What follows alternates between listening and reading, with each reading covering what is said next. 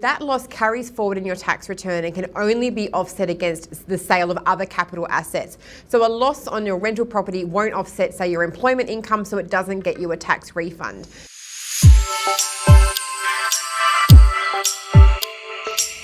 So all Mark once again is with Michelle Maynard from the Carbon Group. Michelle is a financial commentator. And really I'm seeking your advice today, Michelle, on properties where people may sell them and still book a loss. So notwithstanding the hyperactivity in the property market in WA, an increase in prices, there are still people that may have purchased in a previous cycle in the property and may realise a better price but still book a loss.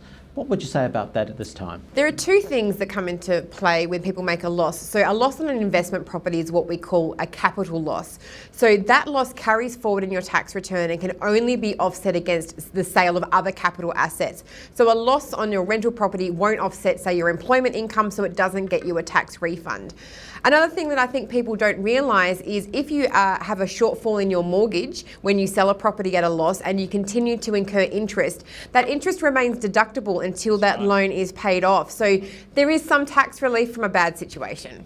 And in terms of capital losses, do they just exist for that financial year or do they have a life beyond that financial year? They carry forward internally until such time as you sell something else. Some people may never soak up that loss with another sale of a capital asset, but it does remain until such time as you either use it or it just stays there forever. So if you're active in the property market, a loss on one property may be compensated by the gain in another property. Correct. As long as the loss happened first, then yes, you can offset that against a capital gain on another property down in the future. So trading a property like that and possibly buying another property that may enjoy greater capital growth in the current market, in other words, transacting in the market, may ultimately be to your advantage. Absolutely, and it's really about getting that advice about how you can use those losses and gains and what property that are out there that would give you that is going to help you to make sure that that loss doesn't go to waste.